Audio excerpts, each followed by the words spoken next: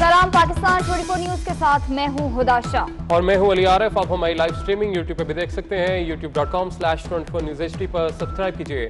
Headlines आप जान चुके हैं, बुलेटिन का बाकायदा आगाज करेंगे और सबसे पहले आपको बताएं कि पाकिस्तान कोरोना के एक्टिव केसेस की तादाद 6,958 हो गई है, जबकि 2,066 पाकिस्तानियों ने कोरोना वायरस को शिकस्त दे दी है। National command and operation centre के मुताबिक गुज़िश्ता 24 घंटों के दौरान 796 नए केसेस भी रिपोर्ट हुए हैं। सबा बजीर हमारे साथ मौजूद हैं।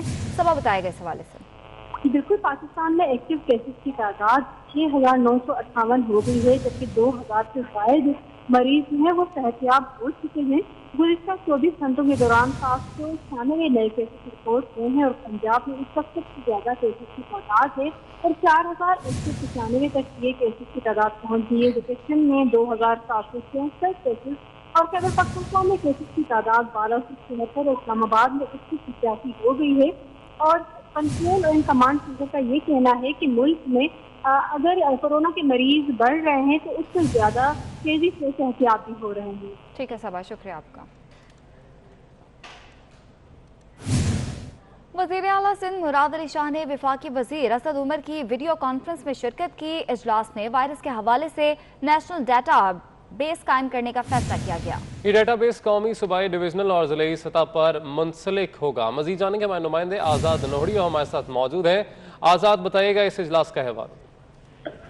जी बिल्कुल, वज़ीर आला सिंध सैयद मुराद अली शाह जो है वीडियो लिंक के जरिए नेशनल कमांड सेंटर जो है उनसे शिरकत की। इस इजलास में वज़ीर आला सिंध ने तफसीली तौर पर जो सिंध में कोरोना वायरस की सूरत है इस हवाले से ब्रीफिंग दी है। इस सूरत में नेशनल सतह पर जो है ये डेटा कलेक्ट करने के हवाले से उन्होंने वफाकी सरकार से भी तजवीज़ दी है। इस हवाले से इस इजलास में ये इत्तफाक किया गया है कि कोरोना की जो सूरत है इस सूरत में नेशनल सतह पर ये कौमी सतह पर ये इस ज़मन में काम किया जाएगा। इस हवाले से वज़ीर आला सिंध ने ये भी कहा है कि जो कोरोना के जो केसेस हैं इसको ऑनलाइन सिस्टम के जरिए भी सिंध हुकूमत जो ऐप बनाई है उसमें भी इस हवाले से भी काम कर रही है, लेकिन वफाकी सरकार जब तक इस सूरत से तावन नहीं करेगी तब तक सिंध हुकूमत इस सूरत से निपट नहीं सकती है। इस हवाले से वज़ीर आला सिंध ने तफसीली तौर पर डॉक्टर की सूरत। बहुत शुक्रिया आज़ाद नोहड़ी, आपने अपडेट किया।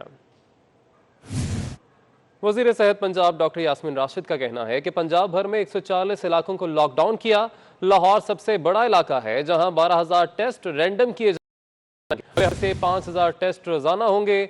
उन लोगों के टेस्ट करेंगे जिनकी ट्रैवल हिस्ट्री और अलामात हों। अच्छी बात है कि हमारे 26 डॉक्टर्स डबल नेगेटिव हैं। पंजाब में 19 मरीजों की हालत तशवीशनाक है, जबकि 6 वेंटिलेटर पर हैं। हमारे टोटल डॉक्टर्स 27 इन्फेक्ट हुए थे, नर्सेस 3, पैरामेडिक्स 4, 34 थे। जो हमारे 27 डॉक्टर्स हैं 26 आज डबल नेगेटिव हो चुके हैं। साउथ पंजाब के अंदर 183 यानी इसमें ज़ायरीन भी शामिल है जिन लोगों ने रिकवर किया है और वो अब नेगेटिव हो चुके हैं। इस वक्त हमारे पास 19 क्रिटिकल पेशेंट्स हैं। हमने टेस्टिंग कैपेसिटी अपनी बढ़ा दी है। इंशाल्लाह इस हफ्ते के एंड तक हम तकरीबन 5,000 टेस्ट रोज़ाना करेंगे। हम टेस्ट किन लोगों के कर रहे हैं? वो उन लोगों के कर रहे हैं जिनके कोई सिम्टम्स हों या कोई कॉन्टैक्ट हिस्ट्री हो। पंजाब के अंदर 140 से ज़्यादा ऐसे इलाके हैं छोटे और बड़े जिनको हमने कंप्लीट लॉकडाउन किया हुआ है, क्योंकि वहाँ अगर तादाद मरीजों की ज़्यादा हुई है तो हमने उसको लॉकडाउन कर दिया। आपको बताएं कि जनूबी पंजाब में कोरोना वायरस के हवाले से रजब तैयब उर्दवान मुजफ्फरगढ़ सबको पीछे छोड़ गया है। अस्पताल इंतजामिया के मुताबिक रिकॉर्ड एक दिन में कोरोना के 30 मरीज मुकम्मल तौर पर सेहतयाब हो गए हैं, जबकि कुल 71 मरीज अब तक सेहतयाब हो चुके हैं। तुर्की अस्पताल में कोरोना मरीजों की तादाद 87 रह गई है। मजीद जानेंगे हमारे नुमाइंदे आमिर डोगर हमारे साथ मौजूद हैं। आमिर, बताइएगा तफसीलात। पंजाब में कोरोना वायरस के हवाले से एक अच्छी खबर यह है कि मुजफ्फरगढ़ में रजब तैयब उर्दगान अस्पताल में 30 मरीजों ने एक ही दिन में कोरोना वायरस को जो वो शिकस्त दे दी। अस्पताल इंतजामिया की जानिब से यह बताया गया कि मुजफ्फरगढ़ में 117 मरीज जो थे वो ज़ेरे इलाज थे यहाँ पर तुर्की अस्पताल में, और उनका इलाज जो है वो जारी था। रजब तैयब उर्दगान अस्पताल में बेहतरीन तिब्बी सहूलियात के बाद जो वो 30 मरीज ऐसे हैं जो कि पॉजिटिव से नेगेटिव में कन्वर्ट हो चुके हैं। और अस्पताल इंतजामिया की जानिब से यह बताया गया कि अब मुजफ्फरगढ़ में जो कोरोना वायरस वायरस के मरीजों की तादाद है वो सिर्फ 87 रह गई है। यहाँ पर एक वक्त ऐसा था कि 150 से ज़्यादा यहाँ पर मरीज जो थे वो कोरोना वायरस के दाखिल हो चुके थे। और इसके अलावा अस्पताल के जो MS है उनकी जानिब से ये बताया गया कि अभी तक रजब तैयब उर्दगान अस्पताल में एक भी हलाकत जो वो कोरोना वायरस से रिपोर्ट नहीं, जो कि यकीनन एक खुशाइंद बात है। DG खान की एक लेडी डॉक्टर, इसके अलावा मुल्तान से ताल्लुक रखने वाले जो डॉक्टर जो निश्तर अस्पताल से यहाँ पर दाखिल किए गए थे वो भी मुकम्मल तौर पर जो है सेहतयाब हो चुके हैं और डिस्चार्ज होकर अपने घरों को जो वो वापस जा चुके हैं। अस्पताल इंतजामिया की जानिब से ये कहा गया कि कोरोना वायरस के हवाले से जल्द अस्पताल से मजीद। कराची के मुख्तलिफ सनती इलाकों में सनतें खुल गई हैं। गुज़िश्ता रोज 3 सनतों को SOP की खिलाफ वर्जी पर बंद भी किया गया था, जिसकी वजह से सनतों में आज हुकूमती हिदायत पर अमल हो रहा है। इसी हवाले से बात करेंगे हबीब खान से। हबीब बताएगा। सिंध हुकूमत की जानिब से 59 सनतों को जो है वो काम करने की इजाज़त दी गई है, जिसके बाद कल से जो है वो सनतों की बहाली का सिलसिला शहर में शुरू हुआ था। आज भी मुख्तलिफ सनतों में जो है वो काम जारी है। कल सनतों में जो है वो कोरंगी इंडस्ट्रियल एरिया में 3 सनतों को जो है वो सील भी किया गया था कि जो SOPs बनाई गई है सिंध हुकूमत की जानिब से उनको फॉलो ना करने पर उन तीनों कंपनियों को जो है वो सील किया गया। लेकिन आज हम देख रहे हैं कि शहर में जो मुख्तलिफ सनती जोन हैं, जिसमें साइड इंडस्ट्रियल एरिया है, लांडी है और कोरंगी का इंडस्ट्रियल इलाका है, जहाँ पे ये तमाम तर सनतें काम कर रही हैं, वहाँ पर तमाम तर जो SOPs हुकूमत की जानिब से दी गई हैं उस पर अमल दरामद किया जा रहा है। इस वक्त भी मेरा कैमरामैन सज्जाद आपको अकब में दिखा सके तो यहाँ पे कंपनीज़ के बाहर जो मुलाजमीन को लाने वाली गाड़ियाँ हैं, जो कंपनीज़ को खुद जिसको ओन कर रहे हैं, उन गाड़ियों पर जो है वो कंपनीज़ की जानिब से अथॉरिटी लेटर दिया गया है, जिसमें कि 15 जो है वो मुसाफिर जो मुलाजमीन हैं कंपनियों के, उनको कंपनी ला के काम करवाया जाएगा।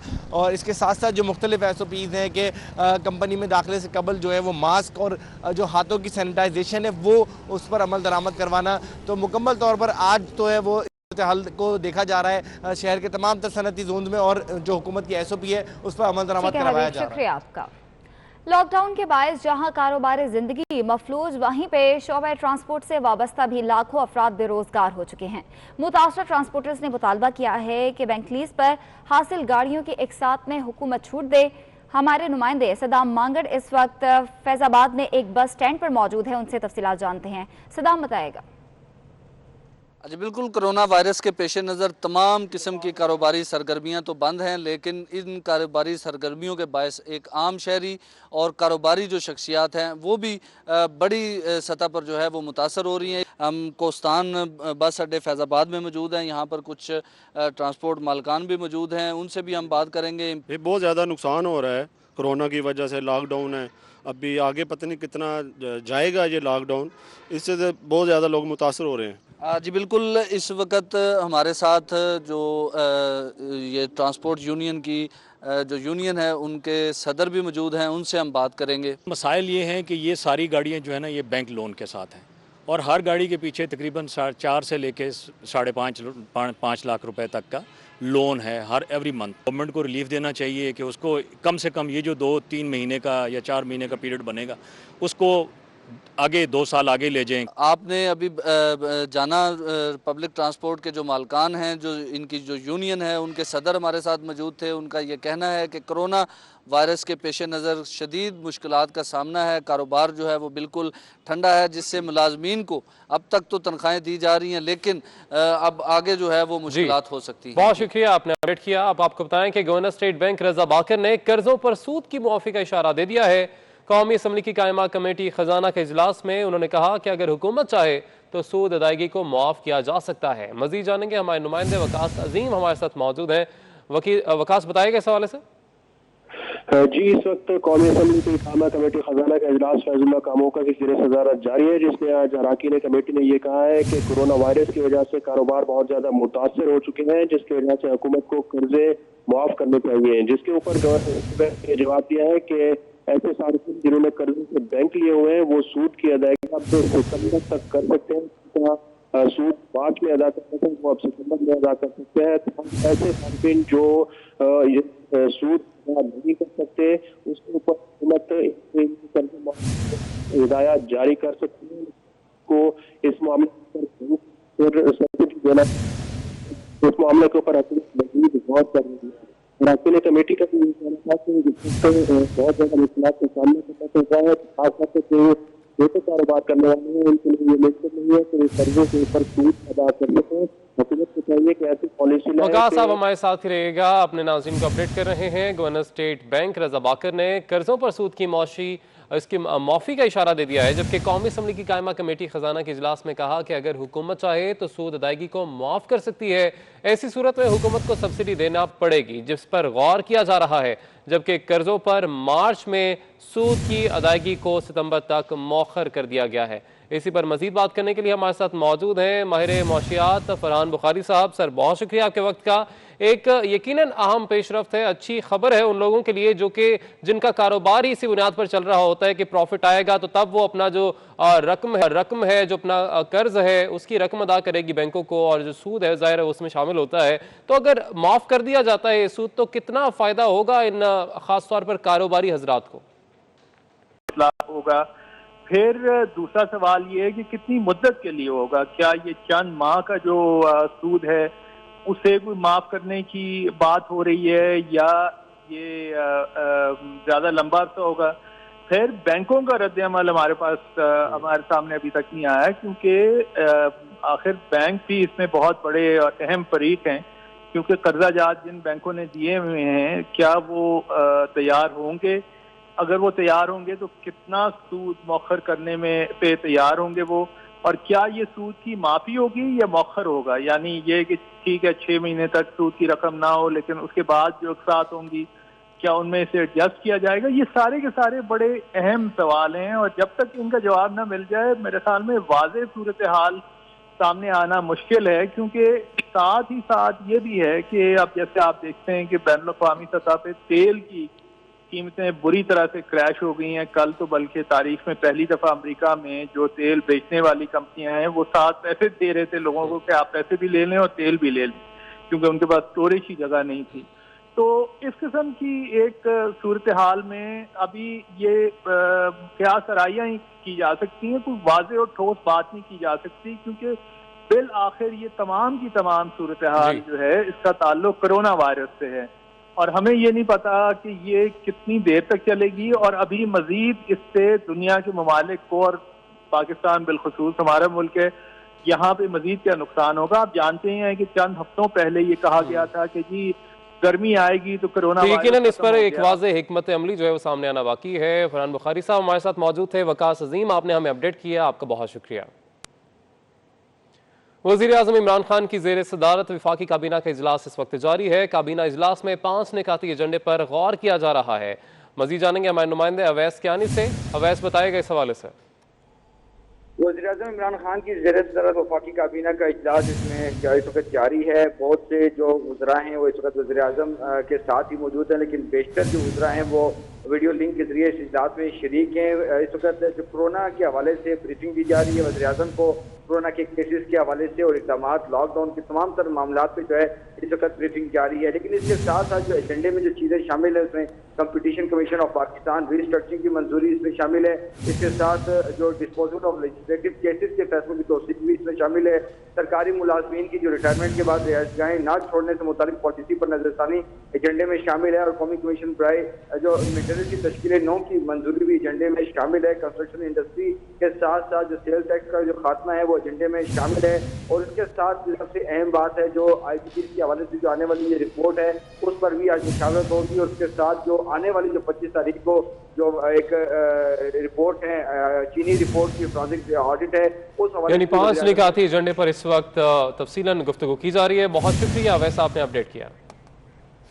काबीना कमेटी बराए तवानाई ने पावर सेक्टर के मुतालिक इंक्वायरी कमेटी की रिपोर्ट पब्लिक करने की मंजूरी दे दी है। IPPs का फोरेंसिक ऑडिट करने की भी सिफारिश की गई है। इस हवाले से आज काबीना हतमी फैसला करेगी।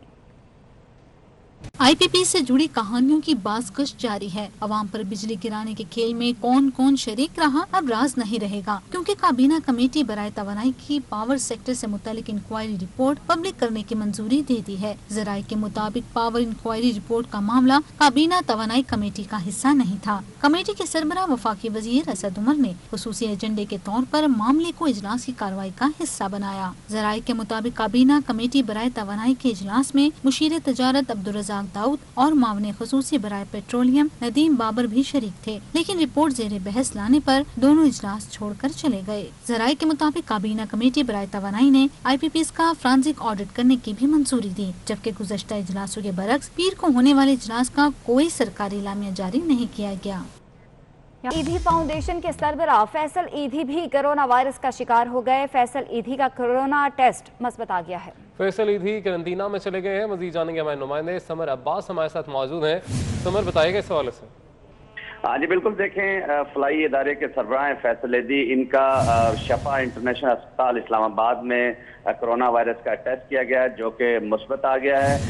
मुस्बत टेस्ट आने के बाद जो है करंतना में चले गए हैं। इस्लामाबाद में ही ईदी होम में आइसोलेशन में चले गए, जबकि डॉक्टर्स ने इनका इलाज शुरू कर दिया। ख़ानदानी ज़राए के मुताबिक डॉक्टर्स की हदायत पर अमल किया जा रहा है और अब फैसल ईदी जिन जिन लोगों से मिले हैं इस दौरान उनके हवाले से भी जो है डॉक्टर्स का कहना है कि वो भी एहतियात करें और करंतना में चले जाएं। फलाई इदारे के सरबराह फैसल ईदी का कोरोना टेस्ट पॉजिटिव आ गया है। जी ठीक है समर, आपसे ये भी जानना चाहेंगे कि फैसल ईदी इस वक्त इस्लामाबाद में है या कराची में ही है? जी, फैसल ईदी इस वक्त इस्लामाबाद ईदी होम में है और करंतना में चले गए हैं। खानदानी ज़राए ने इस बात की तस्दीक की है कि उनका कोरोना वायरस का टेस्ट पॉजिटिव आया, जो कि शफा इंटरनेशनल हॉस्पिटल इस्लामाबाद में यहाँ से किया गया था और इसके जो टेस्ट हैं वो पॉजिटिव आने के बाद घर में ही इन्हें डॉक्टर की हदायत पर करंतना कर दिया गया, जो कि ईदी होम इस्लामाबाद में इस वक्त फैसल ईदी मौजूद हैं। जी ठीक है, बहुत शुक्रिया समर, आपने अपडेट किया। वजीर रेलवे शेख रशीद ने सियासतदानों को सुलह का मशवरा दे दिया। शेख रशीद अहमद कहते हैं शहबाज शरीफ कौमी हुकूमत का ख्वाब लेकर वापस आए थे। मौजूदा हालात में तमाम सियासी मुखालिफिन को सुलह कर लेनी चाहिए। उन्होंने 5 मई से ट्रेनें चलाने का ऐलान भी कर दिया। देखें, मैं नैप ने मेरे बयान तो सिंगल कालमी था, नैप ने दम का बयान 7 कालमी लगवाया है। मेरे पास 2 मुवक्किल हैं, नैप वालों को बताना चाहता हूँ, मेरे कब्जे में मुवक्किल हैं और मैंने आपको कहा था वो नहीं आएगा और वो नहीं आया, अभी भी वो नहीं आएगा, फिर आपको जाके पकड़ना पड़ेगा। मैंने मजाक में कही, नैप ने सीरियस ले लिया। शहबाज शरीफ कोरोना की वजह से नहीं आया, कोरोना की फ्लाइट पे आया। वो यहाँ एक नेशनल गवर्नमेंट का ख्वाब लेके आया था, उसको पता नहीं था कि उसके खिलाफ इतने सीरियस केस हैं। और कल मैंने प्राइम मिनिस्टर साहब से कहा कि सबसे सुलह करें, सारे मीडिया से सुलह करें। ये सुलह का वक्त है, रमज़ान आ रहा है, हमें तमाम सियासी मुखालफिन के साथ, मीडिया के साथ और अपने जितने मुखालफ हैं उनको भूल कर सुलह और सफाई से ईद के बाद या अगले 1 महीने बाद जब ये कोरोना चला गया तो हम यहीं पे हैं, अगर जिंदा रियासत कर लें। मौसम के हवाले से बात करेंगे। मुल्क के बेशतर इलाकों में आज मौसम खुश्क और गर्म रहेगा। इस्लामाबाद, मरी और गिरदनवाह में बारिश की पेशगोई की गई है। दीर, एबराबाद, कालाम, गिलगित बल्तिस्तान और कश्मीर में भी बादल बरस सकते हैं। मौसम के हवाले से आपको अपडेट कर रहे हैं। मुल्क के बेशतर इलाकों में आज मौसम खुश्क और गर्म रहेगा, जबकि इस्लामाबाद, मरी और गिरदनवाह में बारिश की पेशगोई की गई है।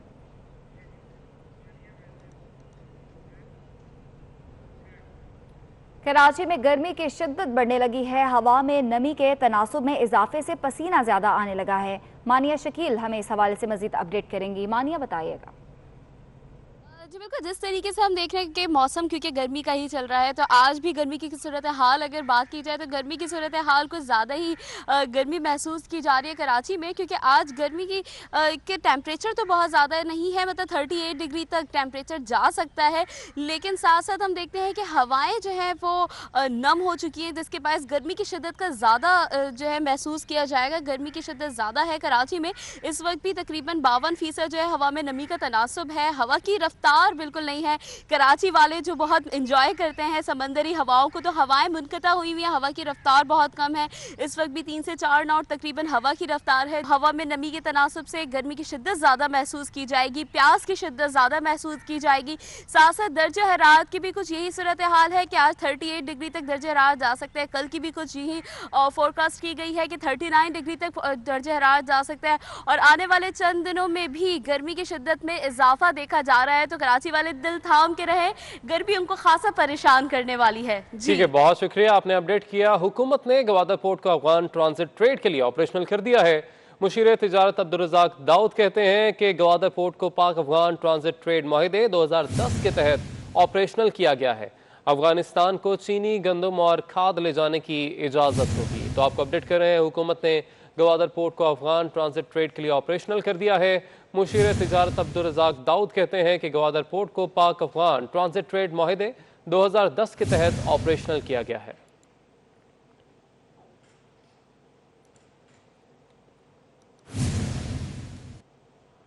मस्जिदुल हराम और मस्जिद नबवी सल्लल्लाहु अलैहि वसल्लम में तरावीह होगी, इंतजामिया ने ऐलान कर दिया।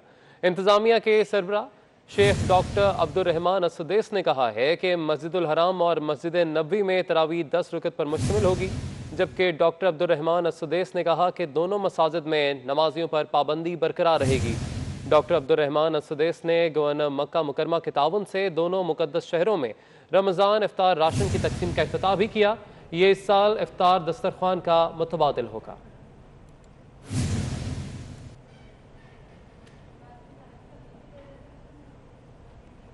फेसबुक ने लॉकडाउन के खिलाफ होने वाली तमाम पोस्ट हटाने का ऐलान कर दिया है। कंपनी का कहना है कि वो उन तमाम पेजेस, पोस्ट और तकरीबात को अपने प्लेटफॉर्म से हटा देंगे जिनमें कोरोना की रोकथाम के लिए लगाए गए लॉकडाउन को खत्म करने और मुजाहरे करने का कहा गया है, जबकि फेसबुक ने ऐसी बहुत सी पोस्ट्स को हटा दिया है और पेजेस को ब्लॉक भी करना शुरू कर दिया है।